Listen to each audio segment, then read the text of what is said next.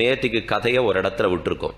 இக்ஷ்வாகு மகாராஜன் அவன் போய் பிரார்த்திக்கிறான் பிரம்மாவிடத்தே, உம்மிடத்தில் இருக்கிற பெருமானே அடியேனுக்கு தந்துருள வேண்டும் என்று. பிரம்மா தான் திருவாராதனம் பண்ணி கொண்டிருந்தார். அப்பவே பெருமான் பிரம்மாவுக்கு உபதேசித்தான், பாஞ்சராத்திர ஆகமத்தின்படி அங்கே எனக்காக நீ செய். இது தசாத்தியாயி சதாத்தியாயி 2 கொண்டுதான் நாமும் பார்த்து கொண்டு வருகிறோம். அதில் பெருமானே உபதேசித்தது பாஞ்சராத்திர ஆகமத்தையும் வந்த சூரியனுக்கு உபதேசித்தான். சூரியனைத்தான் அர்ச்சகரா காட்டி கொடுத்தார்னு பார்த்தோம். பிரம்மா திருவாராதனம் பண்ணணும், சூரியனுக்கு கற்றுக் கொடுத்தார். சூரிய தேவன் பண்ண தொடங்கினார். சூரியன் பண்ணாலே நவகிரகங்கள் பேசாமல் இருக்காது.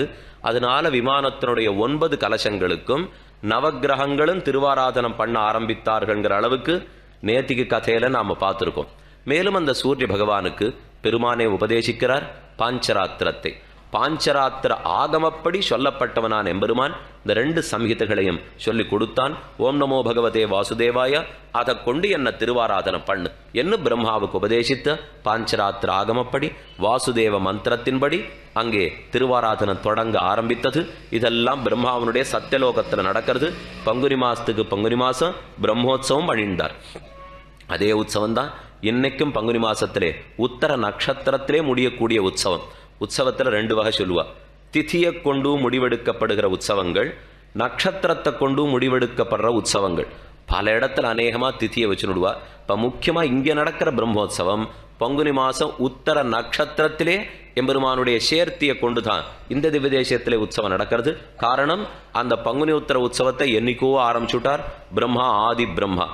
அவரிடத்திலிருந்து விபீஷணனும் பங்குனி உத்தர உற்சவத்துக்காகத்தான் இந்த திவ்யதேசத்திலேயே தங்கினான். அதனால பங்குனி உற்சவங்கிறது ரொம்ப நாள் பழசு. மேல பிரம்மா நடத்தி கொண்டு வந்தார். சூரியனும் திருவாராதனம் பண்ணிட்டு இருக்கான். இனி இதற்கு மேலே அந்த லோகத்திலேருந்து பெருமாள் எப்படி அயோத்திக்கு இறங்குறாருங்கிறது முக்கியம். இக்ஷ்வாக்கு அவன் யோசித்தான், கிருத்தயுகத்திலே எல்லாம் நம்ம மூதாதையர்கள்லாம் அடிக்கடி பிரம்மாவனுடைய சத்தியலோகத்துக்கு போயிட்டு வந்துட்டா. ஆனா இனிமே நமக்கு புத்தி எல்லாம் ரொம்ப குறைஞ்சு போட்டபடியால் அவன் சொன்னது 28 சதுரயுகத்துக்கு முன்னாடி கிருத்தயுகத்தில் இக்ஷ்வாக்கு யோசிக்க ஆரம்பித்தான். அவர்கள்லாம் எவ்வளவு நெடுநோக்கு பார்வை படைத்தவாழ்ங்கிறது முக்கியம். அவன் தனக்கு புத்தி குறைஞ்சு போடுதுன்னு நினைக்கல. இப்போ இன்றைக்கு என்ன நடக்குங்கிறத அன்னைக்கே யோசித்தான். இந்த பிரம்மாவனுடைய சத்தலோகத்தில் பெருமாள் இருக்கிற வரைக்கும் நமக்கு லாபம் இல்லை, நாம் அவரை கண்டிப்பா கீழே கொண்டு விடணும் என்கிற முடிவுக்கு இக்ஷ்வாக்கு தான் முதல்ல வந்தான். நாம் இப்ப ஸ்ரீரங்கத்தில் வாழறவா நன்றி செலுத்தணும்னா இக்ஷ்வாக்குவுக்கு நன்றி செலுத்த வேண்டும். ஏன்னா பிரம்மாவுக்கு சொல்லி பிரயோஜனம் இல்லை. அவர் தம் ஊருக்காக அழைச்சின்னு வந்தாரே தவிர நம்ம ஊருக்கு கூட்டின்னு வந்து இக்ஷ்வாக்கு கிடையாதே. அதனால இக்ஷ்வாக்கு மகாராஜன் தபஸ் பண்ண ஆரம்பிக்க பெருமானும் அவனிடத்திலே ஆனந்தப்பட்டார். ஒருத்தொத்தரையா அனுப்பிச்சு வச்சார்கள். நேத்திக்கே கதை சொன்னேன். முதல்ல காமுகன், அதாவது ரதி மன்மதர்கள், இவா 2 பேரும் வந்து கெடுக்கிறதுக்கு பார்த்தா அவனை கெடுக்கிறதுக்கு முடியல. அதே போல அடுத்து பிரம்மா இந்திரன் மூலமாக வந்து பார்த்தார். இந்திரனுடைய வஜ்ராயுதமும் ஒன்றும் பண்ண முடியாத போச்சு. எல்லாரும் போய் பிரம்மாவிடத்திலே சொல்ல பிரம்மாவும் யோக மார்க்கத்தாலே உணர்ந்து பெருமானிடத்திலே வினவ, ஆம் பிரம்மாமே, நீ கவலைப்பட வேண்டிய தேவையில்லை, நாம் இக்ஷ்வாக்கு அழைக்க கீழே செல்ல போகிறோம். இதே விமானத்தோடே இதே விக்கிரகத்தோடே நாம் கீழே சென்று விட்டு திரும்ப வரப்போகிறோம் பெருமான் உடனே தெரிவித்தான். பிரம்மாவனுடைய முதல் ஆக்ஷேபம் கடைசி ஆக்ஷேபம் ஒரே ஆக்ஷேபந்தான். அதை மட்டும் என்னன்னு சொல்றேன். எந்த ஒரு இடத்திலையும் ஒரு கால பூஜை நின்றதென்றால் சக்தி குறையும். 3 கால பூஜை நின்றதென்னால் புனఃப்பிரதிஷ்டாபனம் பண்ண வேண்டும். இதுதான் ஆகம சாஸ்திரம் சொல்றது. பிரம்மா கேட்டார், நீ பாட்டு இங்கேருந்து கிளம்பி போடுறேன்ற, அவன் எடுத்துன்னு போய் கீழே பிரதிஷ்டை பண்ணி திருவாராதனம் பண்ற வரைக்கும் உனக்கு எத்தனை நாட்கள் வீணா போடுமோ எனக்கு தெரியலையே. இப்போ அப்படின்னா புனഃப்பிரதிஷ்டாபனம் பண்ணுவனா கேட்டார் பிரம்மா. பெருமான் திரும்ப சமாதானம் சொன்னார், நீ சொல்றது சரி, ஆனால் அது முற்றுமாக நான் ஏற்றுக்கொள்ள தகுந்ததன்னு. பிரம்மாவே, நீர் இங்கு எப்பொழுதுமே திருவாராதனம் பண்ணின்றும் உம்மை நான் நிறுத்தவே சொல்லலை. மத்தொன்னு, உம்மபடி கார்த்தால திருவாராதனை நடந்து மத்தியான பொழுதுக்குள்ளே நான் தான் போய் சேர்ந்துருவேனே. உம்ம கால கணக்கு வேற, அவனுடைய கால கணக்கு வேற. நீர் பண்ணியிருந்தபடி திருவாராதனம் பண்ணி முடிக்கிறதுக்குள்ளே கிட்டத்தட்ட நான் ஒரு வேளை ஸ்ரீரங்கத்துக்கே போயிட்டு திரும்பி வந்துருவேனோ. அத்தனை நாளி நீர் திருவாராதனம் பண்ணாலும் பண்ணிட்டு இருப்பீர். அதனால இந்த கவலைப்பட நீர் தேவையில்லை. மத்தொன்னு, நான் ஸ்வயம் வியக்த க்ஷேத்திரம், நீர் சொல்லும் நேரான விதியெல்லாம் ஸ்வயம் வியக்த க்ஷேத்திர. அதுக்கு நடி இப்போ 3 வேளை நிறுத்தினோங்கிறதுக்காக சொல்ல வரல. அதனால கண்டிப்பா 3 வேளை திருவாராதனம் பண்ண வேண்டிதான். பஞ்சகால பராயணர்களாக இருந்து நீரும் இந்த திருத்வாதசாட்சிரிங்கிற மந்திரத்தோட சொல்லிக் கொண்டு வரும்னு பெருமானு சொல்ல இக்ஷ்வாகுவனிடத்தில் ஆசைப்பட்டான் பிரம்மா. அந்த விமானத்தோடு எடுத்து கொடுத்து விட்டான். ஆக ஸ்ரீரங்க விமானம் இன்னைக்கு நாம பார்க்குற ஸ்ரீரங்க விமானம், அதற்குள்ள சயன திருக்கோலத்தில் சேவை சாதிக்கிற எம்பெருமான், அது வரைக்கும் தான் தசாத்தியாயி சதாத்தியாயில இருக்கு. உற்சவமூர்த்தியை பற்றி அங்கே இருக்காங்கிறது நமக்கு தெரியாது. ஆனால் மேற்கொண்டு ராமாயணத்திலேயோ மற்ற புராணங்களையோ பார்த்தா ராமன் நிறைய உற்சவம் நடத்திருக்கிறதா தெரியுது. உற்சவம் எப்போ நடத்திருக்கணுமோ உற்சவமூர்த்தி இருந்திருக்க வேண்டும் என்ன ஊகித்து நாம் முடிவுக்கு வரலாமே தவிர நம்ம நம்பெருமாள்ங்கிறது ஒருவேளை திருப்பார்கடலில் தோன்றச்சவே இருந்தாரா தெரியாது. பிரம்மா இருந்த காலத்திலையும் இருந்தாரா தெரியாது. ரெண்டு பட்சத்திலையும் சொல்லுவா. இருந்தாருங்கிறதுக்கும் பல ஆதாரங்கள் இருக்கு, இல்லைங்கிறதுக்கும் பல ஆதாரங்கள் இருக்கு. நமக்கு தெரிஞ்சு இன்னைக்கு இருக்கார், அது வரைக்கும் தான் நம்மால சேவிக்க முடியுமே தவிர. இன்னொன்று, ராமன் கண்டிப்பா உற்சவங்களை பண்ணியிருக்கான். பெரியவாச்சன்பில் தன் வியாக்கியானத்தில் விடாமல் எழுதுறார், ராமன் தான் நடையழக கத்தண்டதெல்லாம் ரங்கநாதன் இடத்துல தான் விட்டு பெரிய பெருமாள் நடந்து காட்டியிருக்க போறதில்லை. ராமனுக்கு உற்சவமூர்த்தி தானே நடந்து காட்டியிருக்க வேண்டும். அதனால ராமாவதார காலத்துல பெருமாள் இருந்திருக்கிறதுக்கு வாய்ப்புண்டு. பிரம்மாவனுடைய சத்தியலோகத்தில் இருந்தாராங்கிறது நாம் அறியோம். பெருமானை பிரார்த்தித்து இக்ஷ்வாக்கு கீழே கொண்டு வந்தான். சரையூ நதிக்கும் தமசா நதிக்கும், இந்த ரெண்டு நதிக்கும் இடைப்பட்டு அயோத்தியிலிருந்து அரை குரோஷ தூரத்திலே இந்த பட்டணத்திலே ஸ்தாபித்தான் பெருமானை. முதற்கொண்டு பட்டணத்துக்கே அயோத்தியான்னு பேர். அயோத்தியான்னு தான் ஸ்ரீவைகுண்டத்துக்கும் பேர்.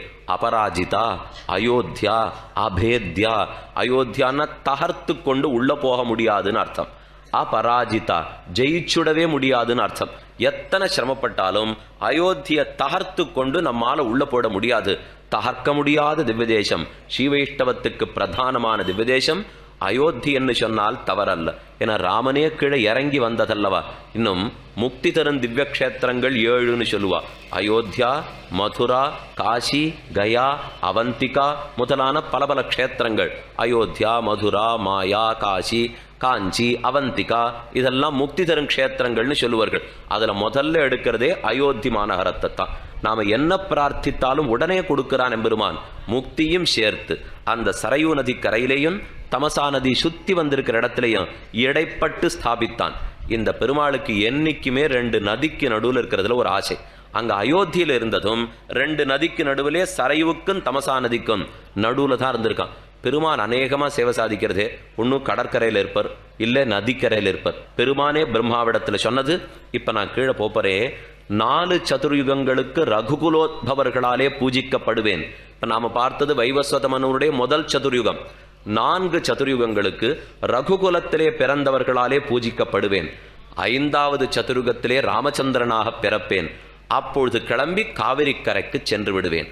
அதற்கப்புறம் 7 மன்வந்தரங்கள் அந்த திவ்யதேசத்திலே இருப்பேன். உன்னுடைய பகல் முடிகிற சாயங்கால பொழுதுக்குள்ள திரும்பி வந்துடுவேன். அப்ப என்ன அர்த்தம்? பகல் பொழுதும் போது கிளம்புறார், சாயங்கால பொழுதுக்குள்ள திரும்பி வந்துடுவேன்னா திருவாராதனமும் தடைப்படலேன்னு ஆயிடுத்தொல்லு. பெருமான் கிளம்பினத்திலேருந்து திரும்பி போற வரைக்கும் நாம படுத்துற பாடு இது இத்தனையும் அவரே இந்த ஒரு பகல் பொழுதுக்குள்ளாகத்தான். அவர் கிளம்பி என்னைக்கோ கீழே இறங்கினார் இக்ஷ்வாக்கு வம்சத்துக்காக. அன்றிலிருந்து 7 மன்வந்தரம். ஒரு பகல் பொழுதுங்கிறது 14 மன்வந்தரங்கள்னு பார்த்தோம். 7 மன்வந்தரம்னா சரி பாதி. அப்ப கார்த்தாலேந்து மத்தியானம் 1 மணிக்குள்ளே பெருமான் இத்தனையும் முடித்து கொண்டு திரும்ப எழுந்துள்ள போகிறான் தன்னுடைய ஒரே லோகமான பிரம்மாவனுடைய சத்தியலோகத்துக்கு. அதுக்கு மேல பிரம்மா கேட்டார், சரி பகல் பொழுதுக்குள்ள போயிட்டு திரும்பி வந்துடுவே, எனக்கு என்னைக்கு மோட்சம்னார். இத்தனையும் பண்ணேனே, அங்க கீழே போய் பிறந்தவாள்னா ராமச்சந்திரனாக பிறந்து அன்னு சராசரத்து வைகுந்தத்தேத்தி புற்பா முதலா புல்லெரும்பாதி ஒன்னியே அயோத்தியில் இருக்கிற புல்லு பூண்டுக்கு கூட கொடுத்துட போறேன். எனக்கு என்ன கொடுக்க போறேன்? உன்னை திருப்பார்கடலேந்து கொண்டு வந்து கீழே கொண்டு போய் கொடுக்க போறேன். இப்போ எனக்கென்று உன்னுடைய தித்திய பரார்த்தத்தின் முடிவிலே முக்தி அளிப்போம். பெருமான் அன்னைக்கே சாதித்தான்.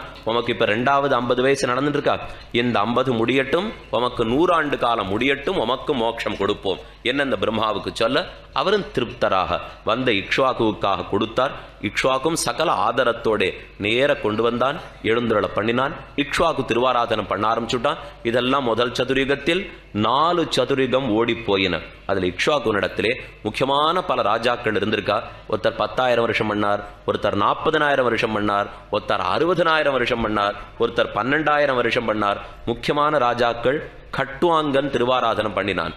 அம்பரீஷன் திருவாராதனம் பண்ணினான், சகரன் திருவாராதனம் பண்ணினான், மாந்தாதா திருவாராதனம் பண்ணினான், திலீபன் திருவாராதனம் பண்ணினான், அதே போல அம்சுமான் திருவாராதனம் பண்ணினான், பகீரதன் திருவாராதனம் பண்ணினான், அஜமகாராஜன் திருவாராதனம் பண்ணினான், தசரதன் திருவாராதனம் பண்ணினான், ராமச்சந்திரனே திருவாராதனம் பண்ணினான்.